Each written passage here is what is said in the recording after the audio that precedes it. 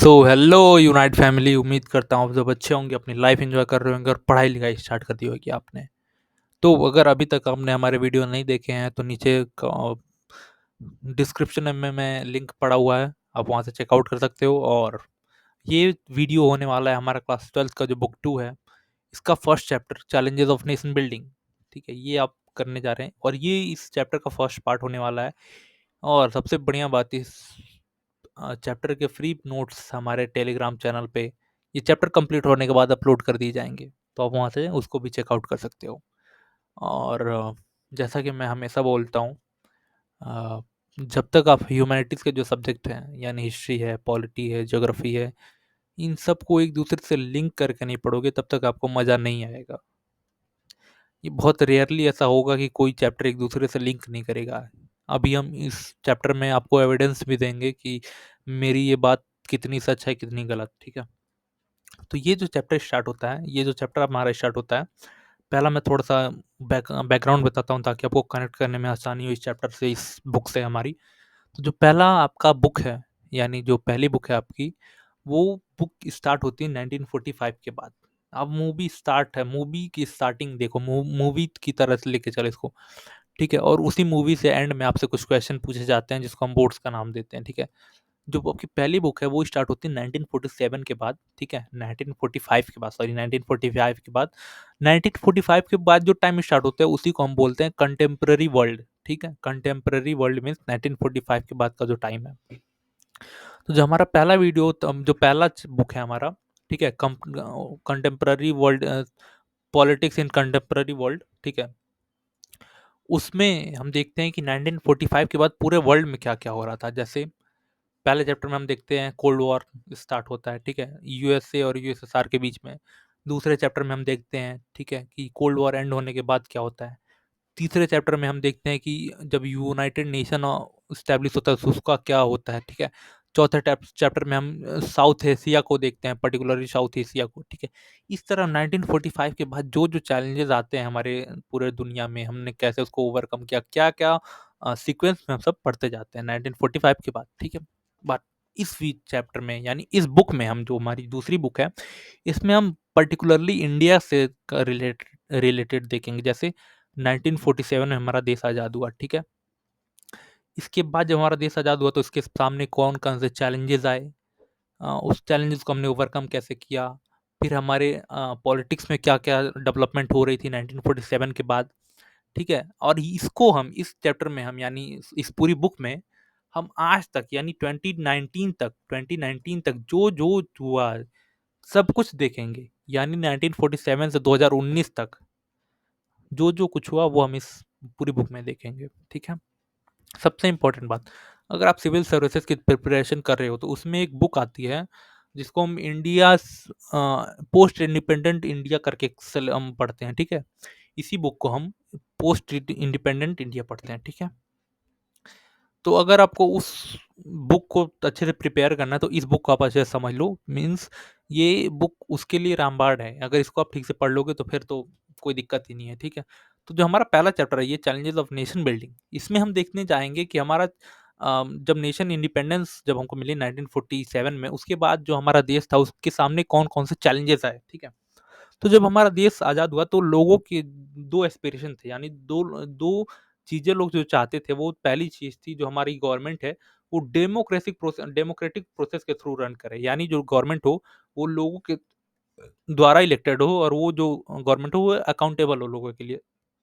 दूसरी जो एस्पिरेशन थी वो थी कि जो गवर्नमेंट रन करे, जो गवर्नमेंट चले वो लोगों के भलाई भलाई के लिए चले, यानी जो सोशली बैकवर्ड क्लास है, पुअर पीपल है, जो लोग मार्जिनलाइज है हमारे सोसाइटी में, उनके लिए काम करे वो। ठीक है, और जब इंडिया का जन्म हुआ ना तो वो बहुत डिफिकल्ट सिचुएशन में जन्म लिया। मतलब इंडिया जब आज़ाद हुआ, जो फ्रीडम हमें मिली वो पार्टीशन के साथ मिली। पार्टीशन हुआ हमारा देश का। ठीक है, इंडिया पाकिस्तान में डिवाइड हुआ। ठीक है, 1947 में बहुत ज़्यादा वायलेंस हुआ, डिस्प्लेसमेंट हुई। ठीक है, ये सब हम देखेंगे इस चैप्टर में। देखो, पहला थ्री चैलेंजेस यानी तीन चैलेंजेस के बारे में बात की गई है आपके इस चैप्टर में, कि जो चैलेंजेस हमारी कंट्री ने फेस किए थे नेशन बिल्डिंग के टाइम पे यानी इंडिपेंडेंस के बाद। पहला जो चैलेंज होता है वो था shaping the nation with great diversity. ठीक है? इतनी बड़े कंट्री को, यानी इतनी डाइवर्स कंट्री है, ठीक है? इतनी ज़्यादा डाइवर्स कंट्री, समझ में आ रही है? मतलब ईस्ट से वेस्ट, नॉर्थ से साउथ, सबकी पहनने का, बोलने का, लैंग्वेज के बेसिस पे, खाने के बेसिस पे, रिलीजन के बेसिस पे, सब चीज़ इतनी डाइवर्स है। इतने बड़े कंट्री को एक साथ लाके सेव करना, ये पहली चैलेंजेस थे हमारे डेमोक्रेसी को, हमारे देश को, ठीक है? ये पहला चैलेंज था हमारे लिए। दूसरा चैलेंज था कि इतने बड़े देश में डेमोक्रेसी एस्टेब्लिश करना है, ठीक है? तीसरा चैलेंज था, ये दोनों चैलेंजेस पूरे होने के बाद तीसरा चैलेंज ये आया कि हमने डेमोक्रेसी एस्टेब्लिश कर ली, हमने नेशन को सेव कर लिया, हमने अपना देश बनाया। तीसरा चैलेंज ये आया कि हम अब पूरी सोसाइटी में जो-जो लोग हैं, जो-जो पुअर पीपल हैं, जो-जो लोग मार्जिनलाइज्ड पीपल हैं, उन लोगों के लिए वेल-बीइंग, यानी उन लोगों को पॉवर्टी से कैसे बाहर लेके आएँ, उन लोगों को एक अच्छी लाइफ़ कैसे दें, ठीक है? ये 3 चैलेंजेस हमारे सामने थे उस टाइम पे, ठीक है? 1947 में। जिसमें से पहला चैलेंजेस जो था, shaping of nation with great diversity, इसको आज हम पहले चैप्टर में देखेंगे कि हमने इतने बड़े देश को शेप कैसे किया, और जो सबसे बड़े लीडर हमारे थे, सरदार वल्लभ भाई पटेल, उनका क्या कंट्रीब्यूशन था इसमें, ये भी हम इस चैप्टर में देखेंगे, ठीक है? दूसरा चैलेंजेस कि हमने डेमोक्रेसी कैसे इस्टेब्लिश की हमारी कंट्री में, ये हम आपके दूसरे चैप्टर में देखेंगे, ठीक है? और हमने वेलबींग, यानी लोगों को इकोनॉमिकली कैसे बेनिफिट दिया, फाइनेंशियली कैसे उनको ऊपर ले आए, हमने उनको कैसे पॉवर्टी लाइन से बाहर किया, वो हम तीसरे चैप्टर में देखेंगे, ठीक है? अब आपके एग्जाम में ये सबसे फेवरेट क्वेश्चन बनता है कि define challenges of 3 challenges of nation building, ठीक है? 3 चैलेंजेस आपके सीबीएसई पूछती है, हर साल पूछती है ये, ठीक है? या तो 3 नंबर में या तो 6 नंबर में, कन्फर्म है। तो अब अगर आपसे क्वेश्चन पूछ देगी तो आप तो बस ये लिख के नहीं आओगे ना, ठीक है? ये लिख के नहीं आओगे ना कि ये चैलेंज ये था, दूसरा ये था, तीसरा ये था। आपको थोड़ा-सा बढ़ा के लिखना पड़ेगा, इसको एक्सपेंड करना पड़ेगा। तो वही एक्सपेंड करके हमने यहाँ पे लिख दिया है, ठीक है?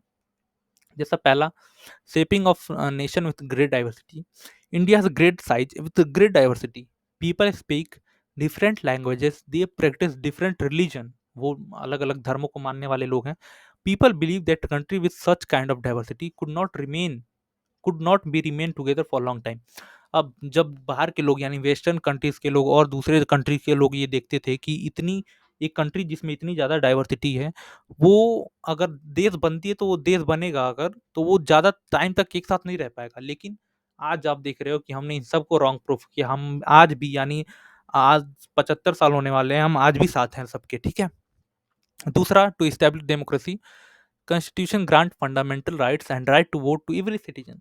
हमने सबको फंडामेंटल राइट दिए, हमने किसी भी बेसिस पे बायस हमने नहीं हुए कि हम रिलीजन के बेसिस पे या फिर पैसों के बेसिस पे, हमने सबको इक्वल राइट्स दिए।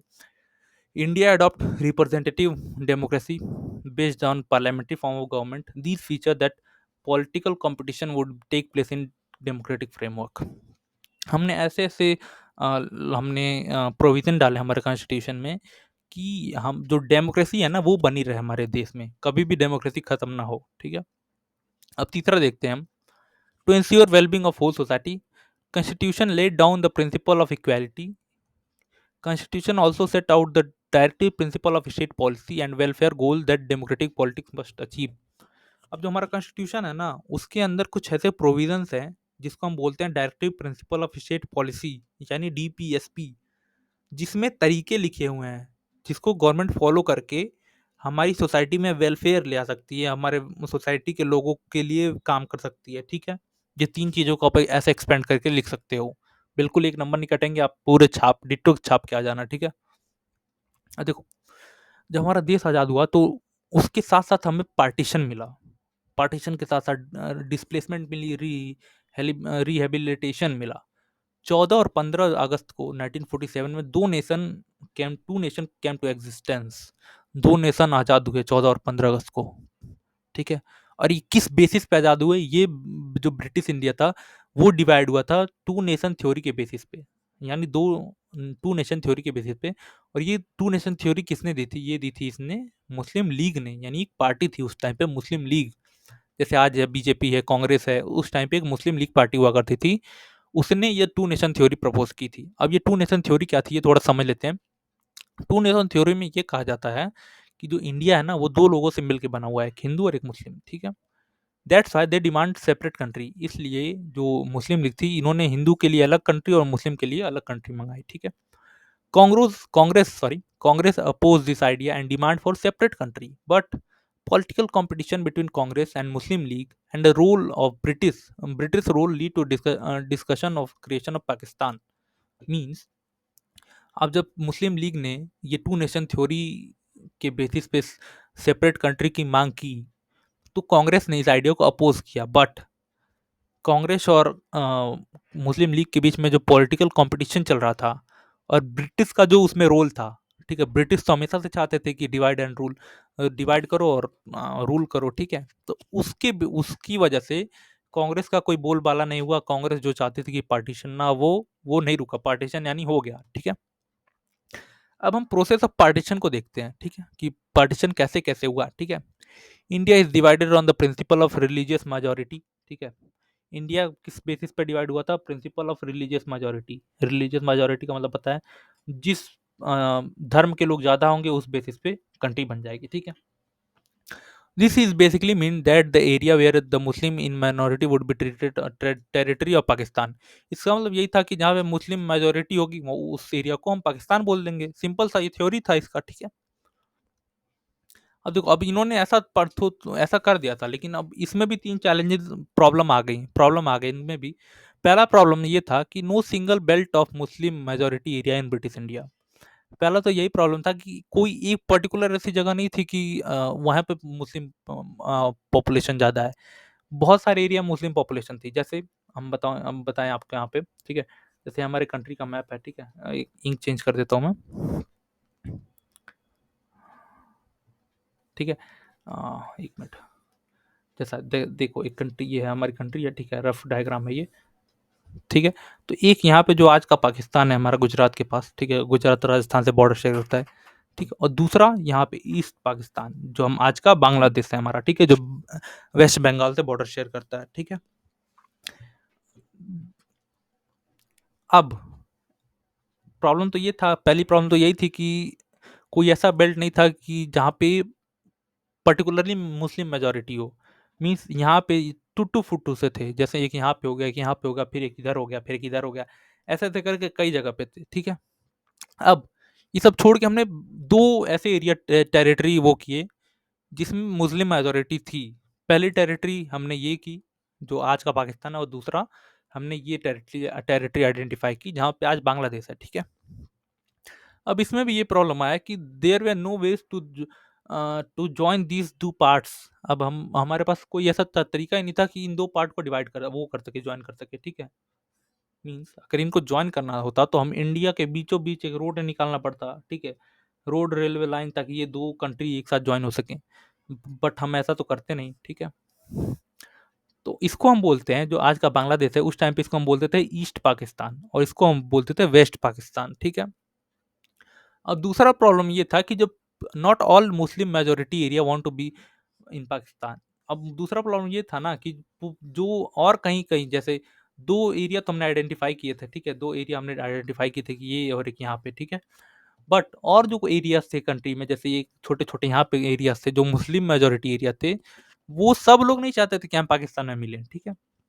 एग्जाम्पल, जैसे अब्दुल गफ्फार खान एक लीडर थे नॉर्थ वेस्ट फ्रंटियर प्रोविंस की, यानी उस टाइम पे एक स्टेट हुआ करता था ब्रिटिश इंडिया का, जिसका नाम था नॉर्थ वेस्टर्न फ्रंटियर प्रोविंस, ठीक है।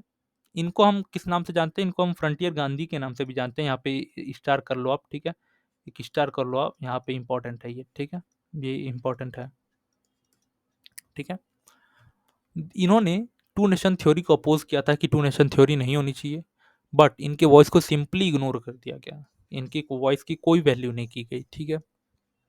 अब तीसरा प्रॉब्लम ये था ना कि in some area non Muslim were in majority. जैसे अभी समझाता हूँ, जैसे कि ये हमारा आज का पाकिस्तान है, ठीक है, ये हमारा पाकिस्तान है।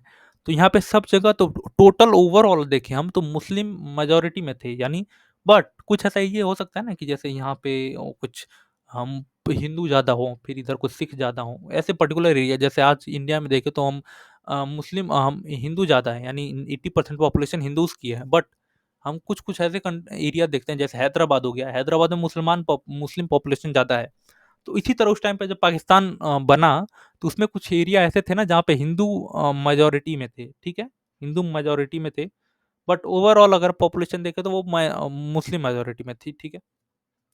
As soon as cleared as soon as clear that country is going to be partition, जैसे जैसे क्लियर होगा कि अब कंट्री पार्टीशन होने वाला है कंट्री का, माइनॉरिटी जो थे वो इजी टारगेट बन गए। यानी जो ये छोटे छोटे माइनॉरिटीज ग्रुप थे पाकिस्तान में या फिर इंडिया में, वो बहुत इजी टारगेट बन गए, क्योंकि यहाँ पे पूरे मुस्लिम लोग थे और ये इन पे टारगेट इनका इनको मारना, फिर इनका सब कुछ लूटना, ये लोग इजी टारगेट बन गए, ठीक है।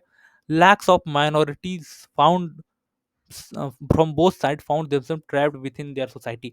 अब ऐसा बिल्कुल नहीं था कि ये पाकिस्तान में बस ये हाल था, जो इंडिया में जो मुस्लिम फैमिली थी जो उस टाइम पे, वो भी अपने आप को यही सही पा रहे थे कि हिंदू उन पे अटैक करेंगे, उनके जो पूरा वेल्थ है उसको लूटेंगे, ठीक है।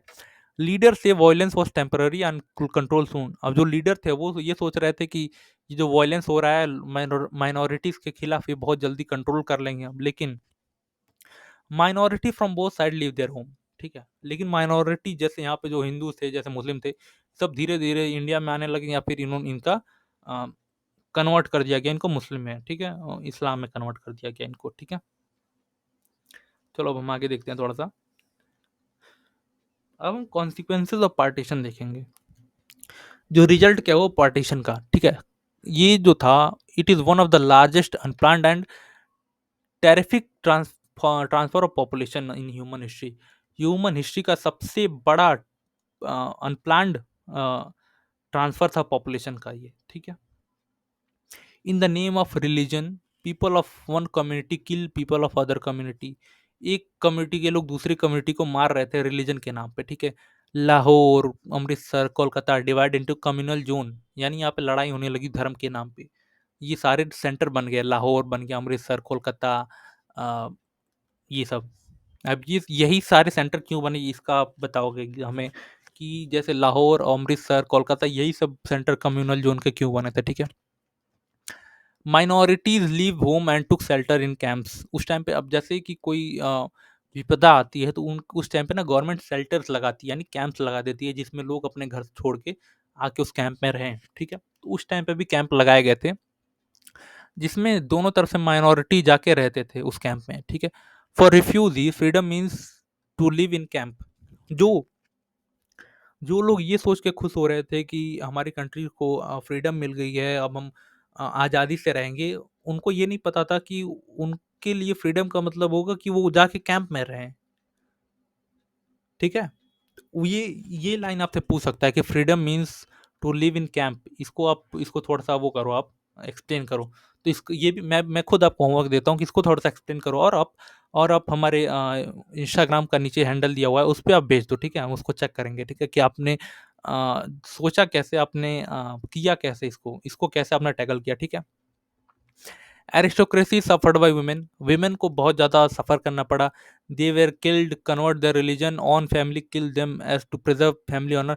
खुद की फैमिली उनको मार देती थी फैमिली ऑनर के नाम पे, ठीक है। जो सर्वाइवर थे उन्होंने पार्टीशन को डिवीजन ऑफ हार्ट बताया, क्योंकि जो फ्रीडम फाइटर्स थे हमारे, वो पूरे एक होल कंट्री के लिए लड़ रहे थे, और उस टाइम पे हमारी कंट्री पाकिस्तान भी हमारा पार्ट था। तो जब डिवीज़न हुआ तो इंडिया का डिवीज़न हुआ, और इंडिया तो हमारा दिल है, अब इसका डिवीज़न हुआ तो पार्टीशन ऑफ हार्ट तो हम बोलेंगे, ठीक है। डिवीज़न ऑफ एडमिनिस्ट्रेटिव अपार्चर, यानी जो एडमिनिस्ट्रेटिव सेटअप था हमारे कंट्रीज़ का, उसको भी डिवाइड किया गया। यानी अगर 200 हमारे उस टाइम पे आईएएस ऑफिसर रहे होंगे, तो उसमें से 60-70 पाकिस्तान में गए और जितने बचे वो इंडिया में थे। यहाँ तक कि division of financial asset like table, chair, musical instrument, police, band, railway, सब कुछ डिवाइड किया गया, ठीक है। More than 80 lakh people migrate, 80 lakh से ज़्यादा लोग माइग्रेट हुए। 5 से 10 लाख लोग मारे गए। इतनी तो कई कई देशों की जनसंख्या नहीं है जितने लोगों ने माइग्रेट किया, ठीक है। अब देखते हैं, जैसा कि मुस्लिम लीग ने जो थ्योरी प्रपोज की थी, जो टू नेशन थ्योरी थी, उसमें यही बोला गया था कि इस देश में दो लोग रहते हैं, एक हिंदू एक मुस्लिम, तो हमें रिलीजन के बेसिस पे नेशन चाहिए, यानी हिंदू के लिए अलग नेशन, मुस्लिम के लिए अलग नेशन। तो अब मुसलमानों के लिए पाकिस्तान तो अलग बन गया। तो इसका मतलब क्या था, इसका मतलब क्या था, क्या इसका मतलब ये था कि जो इंडिया था वो हिंदू नेशन बन गया था ऑटोमेटिकली, ठीक है। बहुत सारे हिंदू ऑर्गेनाइजेशन इन्होंने ऐसा ट्राई किया कि इंडिया को एक हिंदू नेशन बना दिया जाए, बट इंडिया का स्टैंड ये था, इंडिया ने सबको इक्वली ट्रीट किया। और इंडिया ने और हमारे कॉन्स्टिट्यूशन ने इंडिया को एक सेकुलर कंट्री बनाया। यानी हम सभी धर्मों को की रिस्पेक्ट करेंगे, सबको इक्वल राइट्स देंगे। धर्म के बेसिस पे या फिर कास्ट के बेसिस पे या किसी भी बेसिस पे हम लोगों को ऐसा नहीं फील कराएंगे कि वो हमारी कंट्री का पार्ट नहीं है। ठीक है, तो ये हमारा छोटा सा चैप्टर था। ये हमारा पहला पार्ट था इस चैप्टर का। ये अगर अच्छा करता हूँ, उम्मीद करता हूँ आपको अच्छा लगा होगा, और अच्छा लगा हो तो वीडियो को लाइक कर दे, चैनल को सब्सक्राइब कर दे, और दोस्तों के साथ शेयर करना ना भूलें। ठीक है, और stay tuned for next part, and तब तक के लिए stay connected. Thank you and जय हिंद।